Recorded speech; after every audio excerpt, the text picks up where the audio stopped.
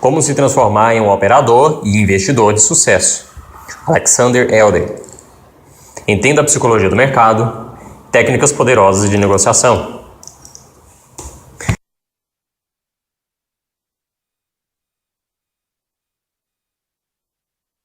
Introdução. 1. Operar nos mercados, a última fronteira. Você pode ser livre. Você pode viver e trabalhar em qualquer lugar do mundo. Você pode ser independente em relação à rotina e não prestar contas a ninguém. Esta é a vida de um operador de mercado bem-sucedido. Esse é o sonho de muita gente, mas poucos chegam lá. Os amadores olham para uma tela de cotação e veem milhões de dólares cintilando à sua frente. Buscam o dinheiro e perdem. Buscam novamente e perdem mais. Perdem porque o jogo é difícil, ou por ignorância, ou por falta de disciplina. Se esse é o seu caso, escrevi esse livro para você. Como comecei a negociar com ações? No verão de 1976, dirigi o carro de Nova York para a Califórnia. Joguei alguns livros de psiquiatria, era meu primeiro ano como médico residente em psiquiatria, vários romances e um exemplar de How to Buy Stocks, de Angel, na mala do meu velho Dodge. Mal sabia eu que aquela velha brochura com as páginas marcadas pelo uso, que me havia sido emprestado por um amigo advogado, mudaria a certa altura o curso da minha vida. Esse amigo, por sinal, era o oposto perfeito do toque de Midas. Qualquer investimento em que tocasse, fazia água. Devorei o livro de Angel em acompanhamentos espelhados pelos Estados Unidos, terminando em Loyola, uma praia na costa do Pacífico. Não sabia nada sobre o mercado de ações e a ideia de ganhar dinheiro pensando logo se apoderou de mim. Eu crescera na União Soviética, numa época em que esse país era, nas palavras de um ex-presidente dos Estados Unidos, o Império do Mal. Odiava o sistema soviético e queria sair do país, mas a imigração era proibida. Entrei na universidade aos 16 anos, formei-me na faculdade de medicina aos 22 anos, completei minha residência e engajei-me na tripulação de um navio como médico. Agora podia escapar. Fugi do navio soviético em Abdakhan, Costa do Marfim. Corri rumo à embaixada americana pelas ruas atulhadas e poeirentas de uma cidade pontuária da África, perseguidos pelos meus colegas de tripulação. Os burocratas da embaixada hesitaram e quase me desenvolveram aos soviéticos. Resisti, puseram-me no esconderijo e por fim no avião para Nova York. Desembarquei no Kennedy Airport em fevereiro de 1974 e chegando na África com roupas de verão na mochila e $25 no bolso. Falava um pouco de inglês, mas não conhecia viva alma. Não tinha ideia do que eram ações, títulos, futuros ou operações e às vezes tinha uma sensação estranha só ao olhar as notas de dólares em minha carteira. No meu velho país, ser flagrado com algumas delas na carteira podia render-lhe 3 anos na Sibéria. A leitura de How to Buy Stocks abriu para mim um mundo inteiramente novo. De volta a Nova York, comprei minha primeira ação, foi da KindCare. Desde então, estudei avidamente os mercados e negociei com ações, opções e, de um tempo para cá, principalmente com futuros. Minha carreira profissional prosseguia em trilha separada. Completei minha residência em psiquiatria num grande hospital universitário, estudei no Instituto Psicanalítico de Nova York e atuei como editor de livros do principal jornal de psiquiatria dos Estados Unidos. Hoje, passo boa parte do tempo operando nos mercados e vou para meu consultório de psiquiatria de frente ao Carnegie Hall, apenas umas poucas tardes por semana, depois do fechamento dos mercados. Adoro a clínica psiquiatra, mas me dedico principalmente aos mercados. Aprender a operar nos mercados foi uma longa jornada, com altas vertiginosas e baixas dolorosas. Ao avançar ou rodar em círculos, várias vezes bati com a cara na parede e reduzia a quase zero minha conta de investimentos. Sempre que voltava a exercer alguma função no hospital, juntava dinheiro, lia, pensava, fazia alguns testes e voltava a operar nos mercados. Meu desempenho melhorava aos poucos, mas o grande avanço ocorreu quando percebi que o segredo do sucesso estava em minha própria mente, em vez do disco rígido de um computador. A psiquiatria proporcionou-se alguns insights sobre operações de mercado que compartilharei com os leitores. Você realmente quer alcançar o sucesso? Nesses últimos 17 anos, tive um amigo cuja esposa é gorda. Ela se veste com elegância e faz dieta desde que a conheci. Garante que quer perder peso e não come bolo ou batata na frente dos outros. Mas quando por acaso a surpreendo na cozinha, sempre a vejo atacando alguma guloseima. Ela jura que quer emagrecer, mas continua tão gorda como quando vi pela primeira vez. O prazer imediato de comer é mais forte para ela do que a satisfação prolongada do emagrecimento, inclusive os benefícios para a saúde. A mulher de meu amigo lembra-me de muitos operadores de mercado que sempre reafirmam a intenção de ganhar dinheiro, mas continuam fazendo negociações impulsivas, rendendo-se às vibrações efêmeras de jogar nos mercados. As pessoas se enganam e brincam consigo mesmas. Mentir para os outros é péssimo, mas iludir-se é insensatez. As livrarias estão cheias de livros sobre dietas, mas o mundo está empinhado de gente gorda. Esse livro lhe ensinará a analisar os mercados, a negociar com ações e lidar com a sua própria mente. No entanto, posso dar-lhe só o conhecimento. Apenas você será capaz de suprir a motivação. 2. A psicologia é a chave. As operações de mercado podem basear-se em métodos de análise técnica ou de análise fundamentalista. Também é possível operar nos mercados seguindo palpites sobre tendências econômicas e políticas, usando informações privilegiadas ou simplesmente rezando para que tudo dê certo. Você se lembra de como se sentiu na última vez em que emitiu uma ordem de compra ou de venda de ações? Você estava ansioso para pular ou com medo de perder? Hesitou ou ganhou tempo antes de pegar o telefone? Ao fechar uma operação, você se sentiu animado ou humilhado? Os sentimentos de milhares de investidores se fundem em enormes ondas psicológicas que movimentam os mercados. Saindo da montanha-russa. A maioria dos investidores gasta boa parte do tempo em busca de oportunidades. Ao entrarem no mercado, perdem o controle da situação e choram de dor ou vibram de alegria. Assim, cavalgam uma montanha-russa emocional e perdem o elemento essencial da vitória, o gerenciamento das emoções. A incapacidade de gerenciar a si próprios leva à má gestão do dinheiro investido em ações. Se a sua mente não estiver sintonizada com os mercados, ou se você ignorar as mudanças na psicologia de massa das multidões, você não terá nenhuma chance de ganhar dinheiro nas operações do mercado. Todos os profissionais vitoriosos estão conscientes de enorme importância da psicologia nas operações do mercado. Todos os amadores, fracassados, a ignoram. Amigos e clientes que me conhecem como psiquiatra geralmente me perguntam se minha formação profissional me ajuda como operador de mercado. As boas práticas de psiquiatria e de operações de mercado têm um importante princípio em comum. Ambas focam a realidade e insistem em ver o mundo como ele é, em vez de como gostaríamos que fosse. Para viver uma vida saudável, é preciso viver com os olhos abertos. Para ser um bom operador de mercado, é necessário operar com os braços abertos, reconhecer as verdadeiras tendências e reversões, e não perder tempo e energia com arrependimentos e desvaneios. Jogo de homem? Os registros das corretoras mostram que os operadores de mercado, em sua maioria, são homens. Os arquivos de minha empresa de treinamento, Financial Trading Seminars, confirmam que mais ou menos 95% dos operadores do mercado são do sexo masculino. Por esse motivo, os leitores verão que quase sempre uso o pronome masculino ele nos episódios e casos em todo esse livro. Evidentemente, não há aqui nenhuma intenção de desrespeito em relação às muitas mulheres bem-sucedidas nos mercados. A porcentagem de mulheres é mais alta entre investidores institucionais, empregadas de banco e de instituições financeiras em geral. Com base em minha experiência, contudo, as poucas mulheres que se envolvem em operações de mercado geralmente alcançam mais sucesso que os homens. As mulheres precisam de muita energia para atuar nesse feudo masculino. As operações de mercado são semelhantes a certos esportes radicais e perigosos, como paraquedismo, montanhismo, mergulho. Também, essas atividades atraem não uma maioria de homens, menos de 1% dos praticantes são mulheres. Os homens são atraídos para esportes arriscados em nossa sociedade cada vez mais regulada. O Dr. David Klein, sociólogo da Universidade de Michigan, foi citado pelo New York Times com a seguinte declaração: à medida que o trabalho torna-se cada vez mais rotineiro, mais recorremos à recreação em busca do senso de realização. Quanto mais seguro e monótono fica o trabalho, mais as pessoas buscam atividades de lazer em que a diferenciação e as decisões individuais, o espírito da aventura e a empolgação desempenham um papel importante.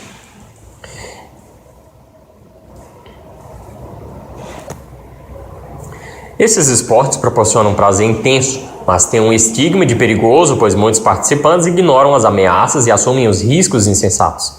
O Dr. John Tong, cirurgião ortopédico em Oregon, que estudou acidentes entre praticantes de voo livre, descobriu que as chances de morte aumentam entre os pilotos mais experientes, que tendem a correr maior riscos. Os atletas que pretendem praticar esportes radicais devem seguir algumas regras de segurança. Quando se reduzem os riscos, reforça-se o senso de realização e controle. O mesmo se aplica a operações de mercado. Você será bem-sucedido nas operações de mercado apenas se lidar com essa atividade como um empreendimento intelectual sério. Os investimentos emocionais são letais. Para ajudar a garantir o sucesso, pratique a gestão financeira defensiva. O bom investidor em ações observa seu capital com tanto cuidado quanto um mergulhador profissional monitora suas reservas de oxigênio. Como esse livro está organizado? O sucesso nas operações de mercado ergue-se sobre 3 pilares. A. Psicologia. B. Análise do mercado e sistema de negociação. E C. Gestão do dinheiro. Este livro ajudará a explorar essas 3 alicerces. O capítulo 1 apresenta um novo método para gerenciar suas emoções como operador de mercado. Eu o descobri em minha prática como psiquiatria. Ele foi muito útil para mim em minhas operações de mercado e estou certo de que também será proveitoso para os leitores. O capítulo 2 descreve a psicologia das multidões dos mercados. O comportamento de massa é mais primitivo do que o comportamento individual. Quando se compreende como se comportam as multidões, torna-se possível lucrar com as reversões de humor nos mercados e evitar ser levado no roldão pelas emoções. O capítulo 3 mostra como os padrões de gráficos revelam o comportamento das multidões. A análise técnica clássica é psicologia social aplicada, como as pesquisas de opinião. Linhas de tendência, gaps e outros padrões de gráficos refletem efetivamente o comportamento das multidões. O capítulo 4 ensina métodos modernos de análise técnica computadorizada. Os indicadores fornecem ideias mais profundas sobre psicologia de massa do que a análise técnica. Os indicadores de comportamento de tendência ajudam a identificar tendências de mercado, ao passo que os osciladores mostram quando as tendências estão a ponto de sofrerem reversões. Os volumes de negociações e os contratos em aberto também refletem o comportamento das multidões. O capítulo 5 concentra-se nesses aspectos, assim como na passagem do tempo dos mercados. O ciclo de atenção das multidões é muito breve e o investidor que relaciona mudanças de preço e tempo desfruta de vantagem competitiva. O capítulo 6 foca as melhores técnicas dos analistas do mercado de ações. Elas podem ser especialmente úteis para os investidores em futuros de índice de ações e em opções. Os indicadores de sentimentos que medem as opiniões dos investidores e operadores de mercado são delineados no capítulo 7. As multidões seguem tendências e quase sempre vale a pena juntar-se à massa quando os preços estão em movimentação. Os indicadores de sentimento mostram quando é hora de desagarrar-se, antes que o rebanho deixe de perceber importante reversão. O capítulo 8 revela 2 indicadores patenteados. O Elder Hay é um indicador baseado em preços que mede o poder dos touros e ursos, abaixo da superfície dos mercados. O índice de força, Force Index, mede preços e volumes. Mostra se o grupo dominante no mercado está ficando mais forte ou mais fraco. O capítulo 9 apresenta vários sistemas de negociação. O Triple Screen é o meu próprio método. Eu tenho usado há anos. Esse e outros sistemas mostram como selecionar transações e identificar pontos de entrada e de saída. O capítulo 10 trata-se de gestão de dinheiro. Esse aspecto essencial das operações de mercado bem-sucedidas é negligenciado pela maioria dos amadores. Pode-se dispor de um sistema de negociações brilhante, mas se a gestão do dinheiro for ruim, uma breve sequência de perdas talvez destrua seus investimentos.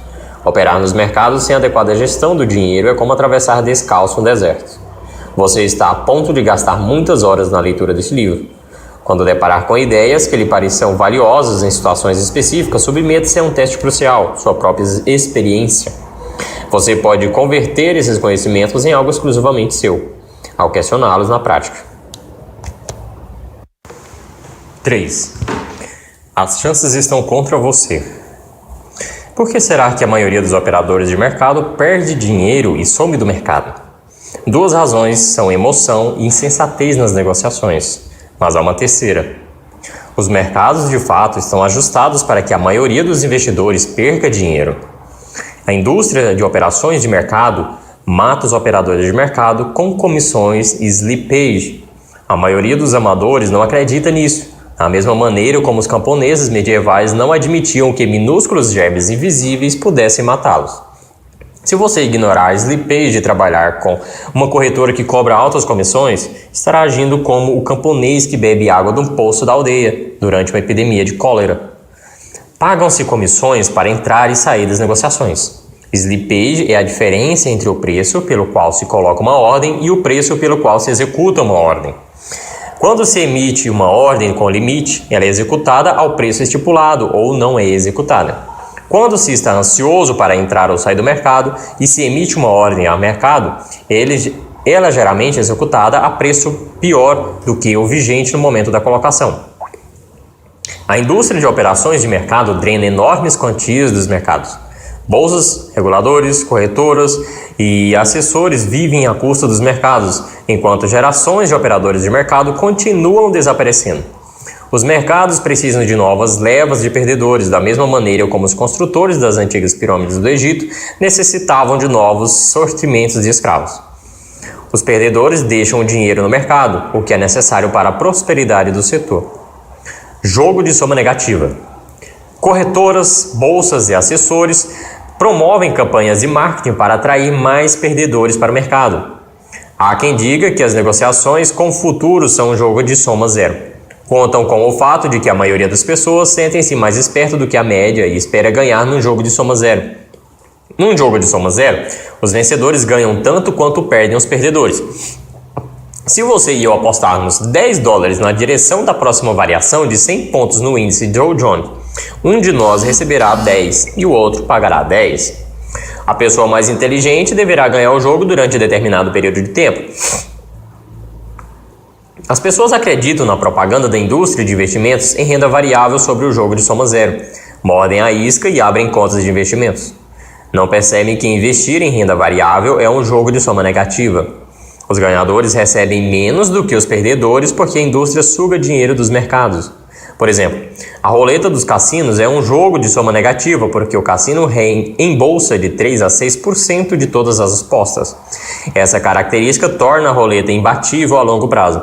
Você e eu entramos num jogo de soma negativa se apostarmos os mesmos $10 na direção da próxima variação de 100 pontos no índice Dow Jones, mas, em vez de transacionarmos diretamente um com o outro, aceitarmos a intermediação de corretoras. Quando acertarmos as contas, o perdedor pagou $13 e o ganhador recebeu $7, enquanto duas corretoras sorriam felizes em seu doce balanço a caminho do banco. Comissões e slippage são para os operadores de mercado, o que a morte e impostos são para todos nós.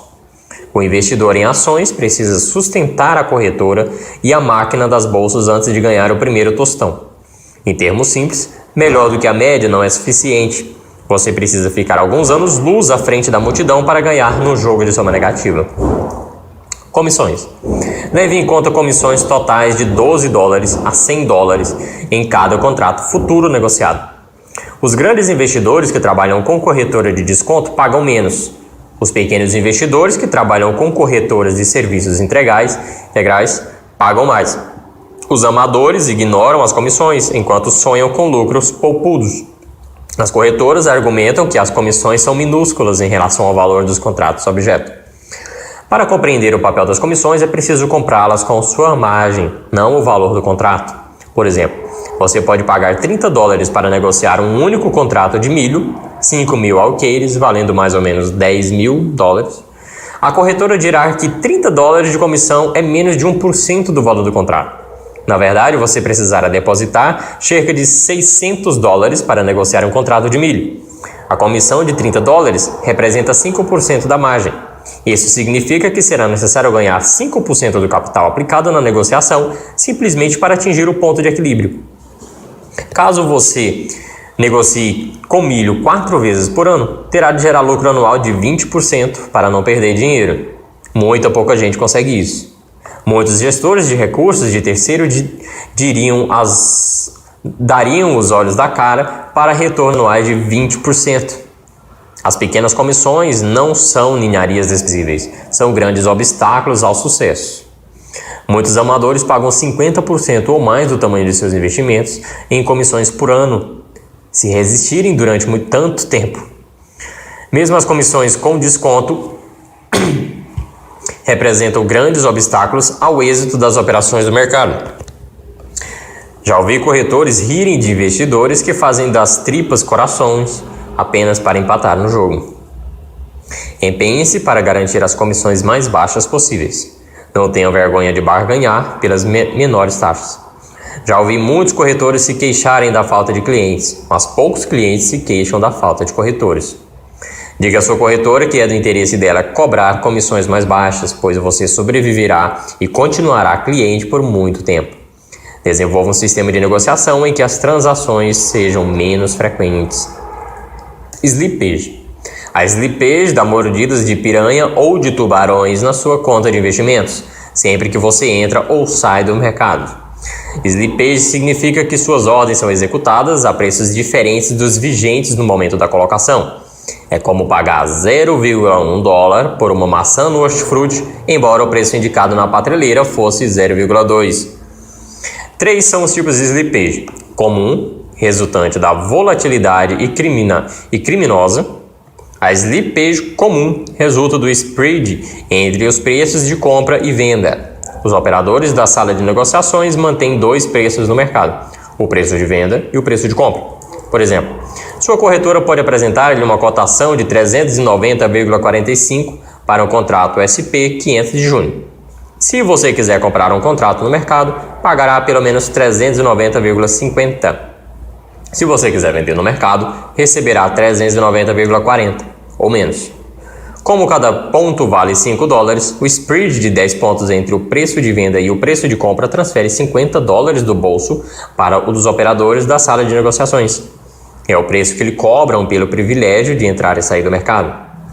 O spread entre o preço de venda e o preço de compra é legal. Tende a estreitar-se nos grandes mercados de alta liquidez, como o de SP 500 e o de bônus, e a ampliar-se em mercados com volumes menores, como o de suco de laranja e cacau. As bolsas de valores alegam que o spread é o preço da liquidez, a capacidade de negociar a qualquer momento. As negociações eletrônicas acenam com a promessa de cortar a slippage.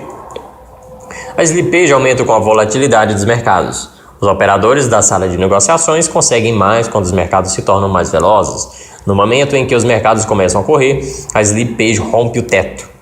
Quando o SP dispara ou despenca, é possível que você seja atropelado por slippage de 20 ou 30 pontos, e não raro de 100 pontos ou mais. O terceiro tipo de slippage é provocado por atividades criminosas dos operadores da sala de negociações. Muitas são as maneiras de roubar o dinheiro dos clientes. Alguns lançam os maus negócios nas contas deles e ficam com os bons negócios. Esse tipo de manipulação e outros jogos criminosos foram descritos recentemente no livro Brokers, Bagman and Bowles, de David Grayson e Larry Morse. Quando centenas de homens passam dia após dia, ombro a ombro, num pequeno recinto, desenvolvem uma espécie de camaradagem, uma mentalidade nós contra eles. O apelido que os operadores da sala de negociações deram aos forasteiros demonstra que nos consideram menos do que humanos. Chamam-nos de papel. Como aí, vamos receber a visita de algum papel hoje? Esse é o movimento por que você deve proteger-se. Para reduzir a slippage, atue em mercados com liquidez e evite mercados estreitos e em rápida movimentação. Opere comprado, long, ou vendido, short, quando no mercado estiver tranquilo. Use ordens com limite. Compra ou venda a preços específicos. Anote os preços vigentes na hora em que emitir a ordem e faça com que o corretor lucre na sala de negociações em seu favor, sempre que necessário. Perda total. A slippage e as comissões transformam as operações de mercado em algo parecido com nadar em águas infestadas de tubarões. Vamos comparar um exemplo de conversa de corretor com o que acontece no mundo real. O enredo é mais ou menos o seguinte: um contrato de ouro futuro cobre cerca de 100 onças de ouro.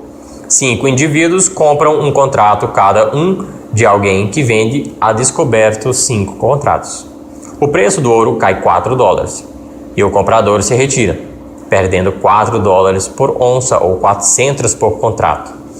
O investidor inteligente, que vendeu 5 contratos a descoberto, cobre a posição e ganha 400 por contrato, ou o total de $2.000.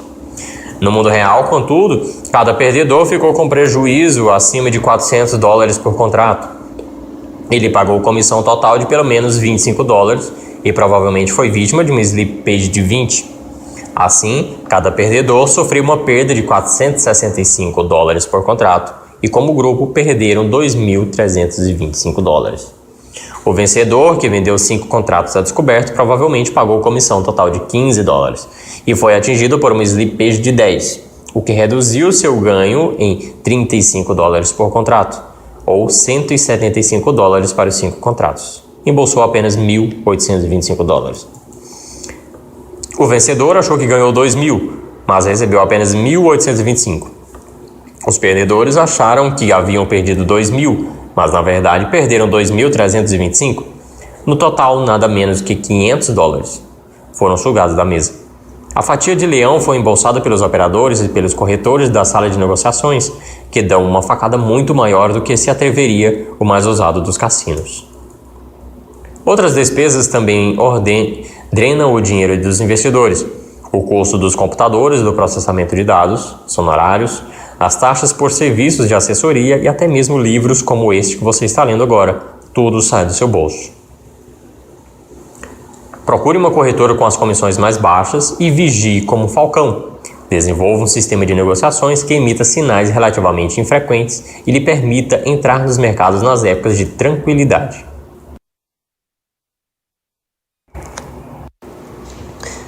(4) Psicologia individual. Por que operar nos mercados? Operar nos mercados parece ilusoriamente fácil. Quando o iniciante ganha, ele se sente brilhante e invencível. Então assume riscos insensatos e perde tudo. As pessoas operam nos mercados por muitas razões, algumas racionais e muitas irracionais. As operações de mercado oferecem a oportunidade de ganhar muito dinheiro em pouco tempo. E dinheiro simboliza liberdade para muita gente, ainda que geralmente não se saiba o que fazer com a liberdade. Se você souber operar nos mercados, será capaz de fazer seus próprios horários, viver e trabalhar onde quiser e nunca depender de um chefe. Operar nos mercados é uma busca intelectual fascinante. Xadrez, pôquer e palavras cruzadas, tudo numa única mesa. As operações de mercado atraem os adeptos de quebra-cabeças e enigmas. As operações de mercado atraem quem assume riscos e repelem quem evita riscos.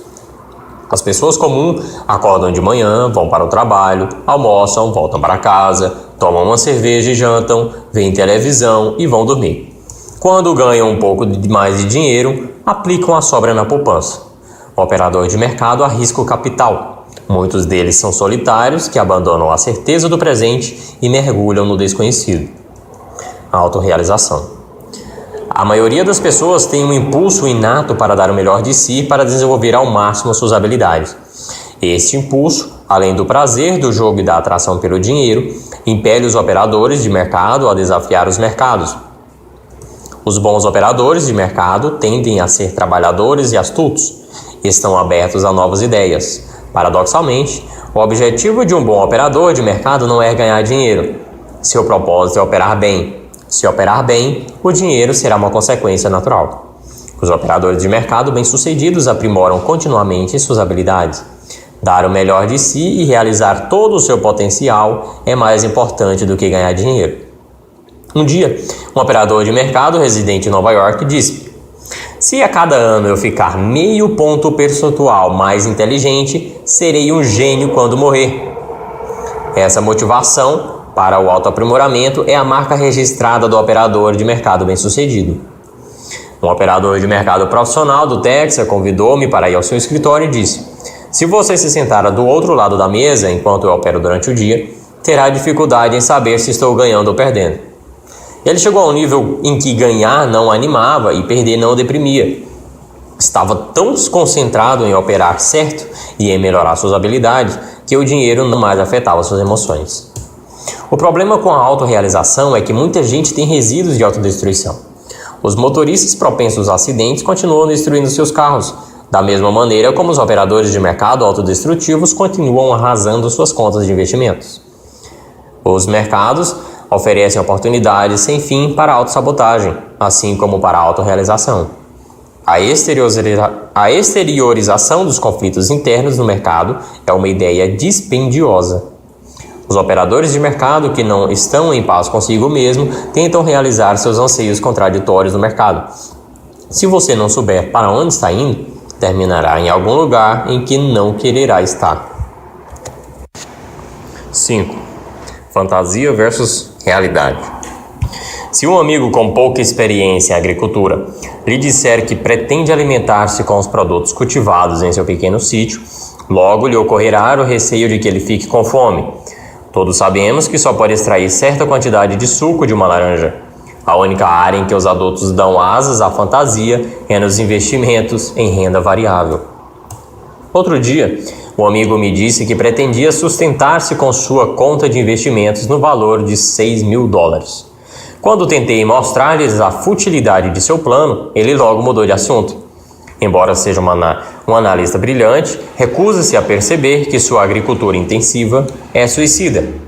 Em seu esforço desesperado para ser bem-sucedido, assume posições muito arriscadas.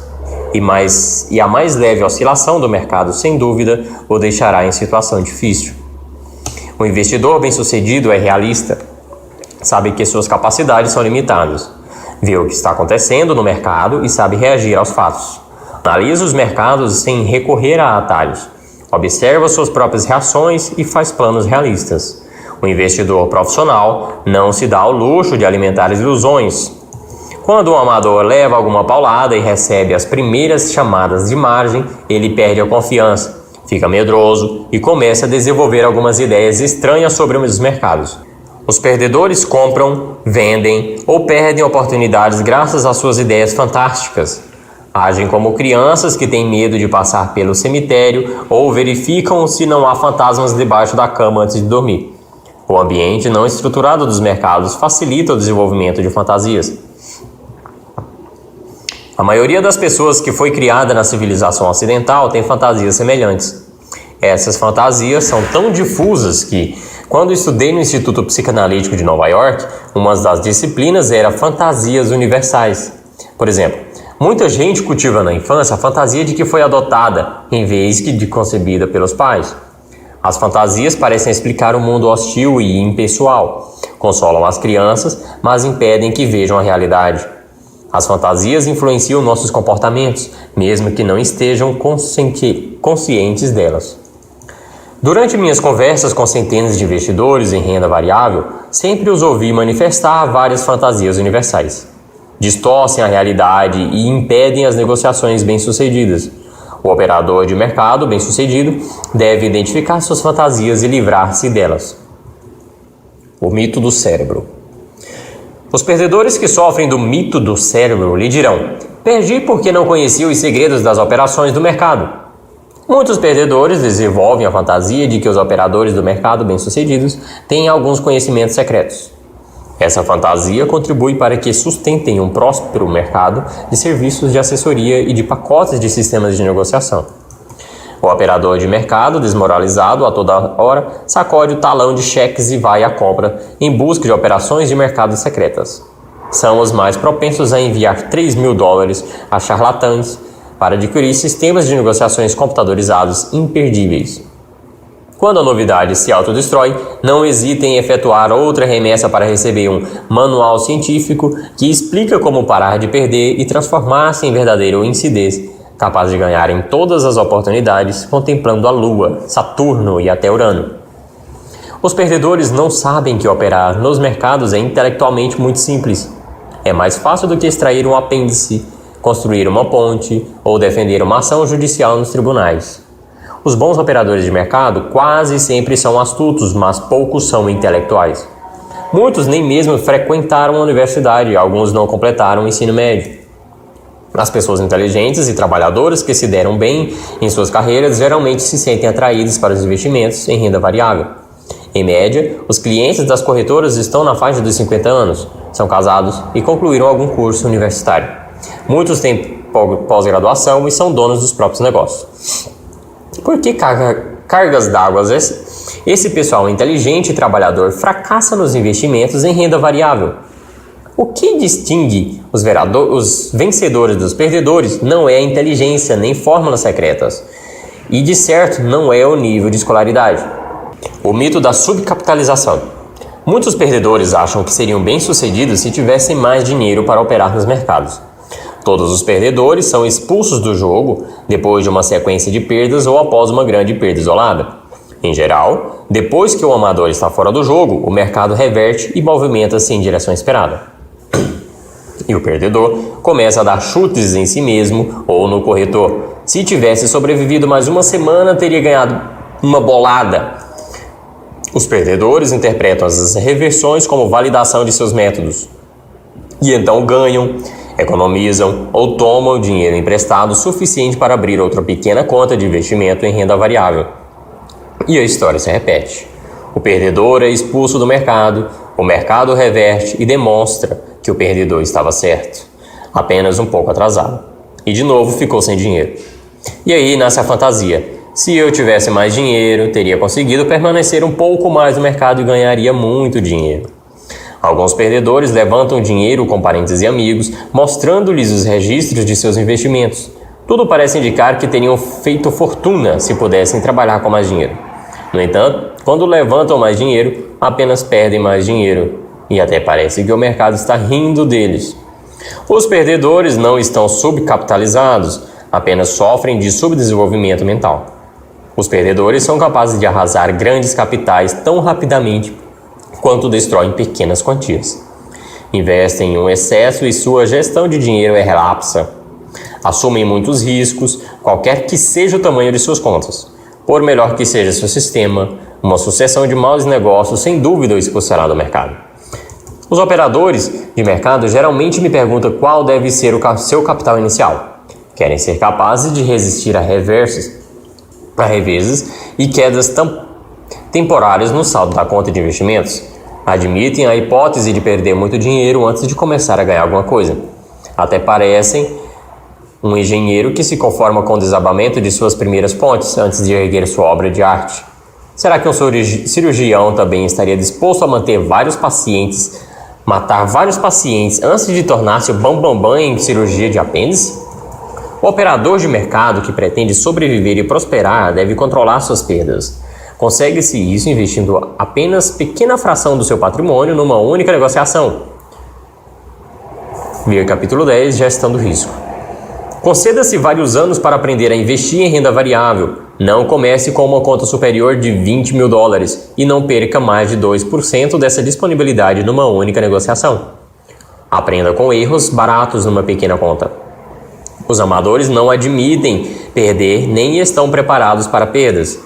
A ideia de estar subcapitalizado é uma desculpa que os ajuda a esquivar-se de suas verdades dolorosas. A falta de disciplina em seus investimentos em renda variável e a ausência de um plano objetivo de gestão do dinheiro.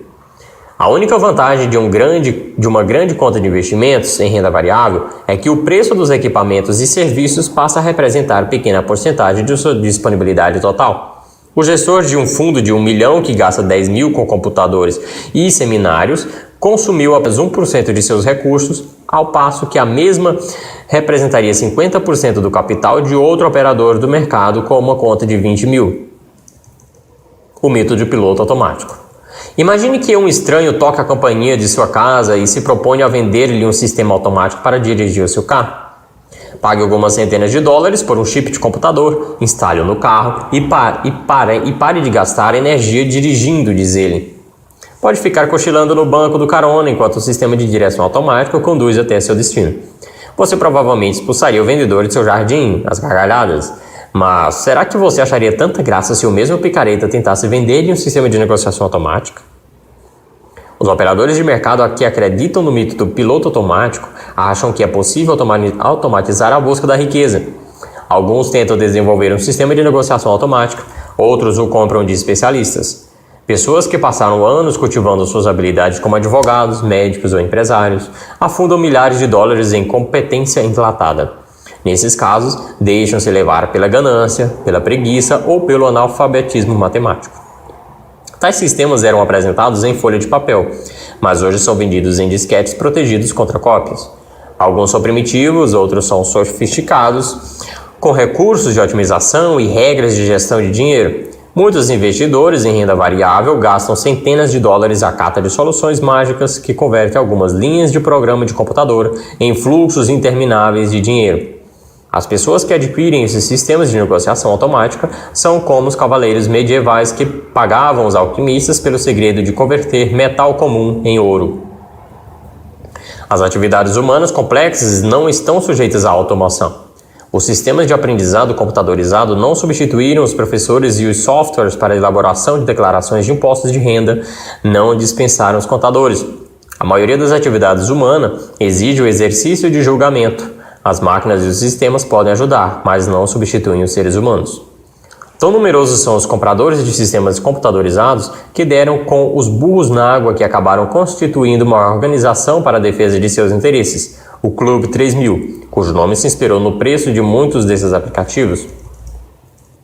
Se fosse possível comprar um sistema de negociação automático bem-sucedido, você poderia mudar-se para o Tahiti e passar o resto da sua vida em atividades de lazer, sustentado por um fluxo de cheques do seu corretor. Até agora, as únicas pessoas que ganharam dinheiro com esses programas são os próprios fornecedores. Eles constituem um setor pequeno, mas vibrante. Se esses softwares funcionassem, por que os venderiam? Eles mesmos poderiam mudar-se para o Tahiti e ficar recebendo os cheques de seus corretores, mas todos os vendedores de sistemas têm uma resposta pronta. Alguns dizem que gostam mais de programação do que de investimentos em renda variável. Outros alegam que vendem seus sistemas apenas para levantar capital e investir em renda variável. No entanto, os mercados sempre mudam e derrotam os sistemas de negociação.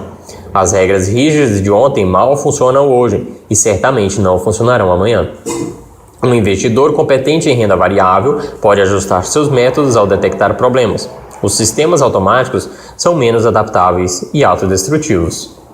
As empresas de avaliação pagam altos salários aos pilotos, embora os aviões tenham pilotos automáticos. Agem assim porque apenas os seres humanos podem lidar com problemas imprevistos. Quando o teto de um avião explode sobre o Pacífico ou quando uma aeronave fica sem combustível sobre as vastidões ermas do Canadá, apenas seres humanos são capazes de lidar com a crise. Essas emergências foram noticiadas pela imprensa e, em cada caso, pilotos experientes conseguiram aterrissar as aeronaves improvisando soluções. Nenhum piloto automático é capaz de tais proezas. Apostar dinheiro em sistemas de negociações é como confiar a vida a pilotos automáticos. O primeiro evento inesperado destruirá sua conta. Há bons sistemas de negociações por aí, mas eles precisam ser monitorados e ajustados com base na capacidade de julgamento pessoal. É preciso ficar de olho. Não se pode transferir para o sistema de negociação a responsabilidade pelo sucesso. Os operadores de mercado, acometidos pela fantasia do piloto automático, tentam repetir o que sentiam quando crianças. Inspirados pela imagem da mãe que atendia às suas necessidades de comida, carinho e conforto, tentam agora recriar a experiência no anseio de ficar de papo para o ar e receber o fluxo do lucro, da mesma maneira como desfrutavam do aconchego do leite materno, morno e gratuito. Mas o mercado não é mãe solícita. Ao contrário, é um conjunto de homens e mulheres que buscam maneiras de tirar o seu dinheiro em vez de derramar leite em sua boca. O culto da personalidade. A maioria das pessoas deita falação sobre os desejos da liberdade e independência, mas quando se veem sob pressão, mudam o tom e começam a buscar lideranças fortes. Os investidores aflitos geralmente recorrem à orientação dos gurus do dia. Durante minha infância na antiga União Soviética, ensinavam às crianças que Stalin era nosso grande líder. Depois descobrimos que grande monstro ele fora, mas enquanto ele estava vivo, muita gente gostava de seguir o líder. Ele se liberava de pensar por si mesmos. Pequenos Stalins foram implantados em todas as áreas da sociedade, na economia, na arquitetura, na pesquisa científica e assim por diante. Quando eu vim para os Estados Unidos e comecei a investir em renda variável, fiquei espantado em ver quantos investidores estavam em busca de um guru de seu pequeno Stalin no mercado. A fantasia de que alguém pode torná-lo rico merece sua própria análise mais adiante nesse capítulo. Opere com os olhos abertos. Todo vencedor deve dominar 3 componentes essenciais das operações do mercado: uma boa psicologia individual, um sistema de negociação lógico e um bom plano de gestão do dinheiro. Esses elementos básicos são como as 3 pernas de um tamborete. Removam uma delas e o tamborete cai derrubando quem estiver sentado nele. Os perdedores tendem a fazer tamboretes com uma perna só, ou na melhor das hipóteses, com duas pernas. Em geral, focam exclusivamente os sistemas de negociação. Suas operações de mercado devem basear-se em regras definidas com clareza. Você precisa analisar seus sentimentos quando opera no mercado para ter certeza de que suas decisões são intelectualmente certas. Você tem que estruturar sua gestão do dinheiro de modo que nenhuma sequência de perdas possa expulsá-lo do jogo.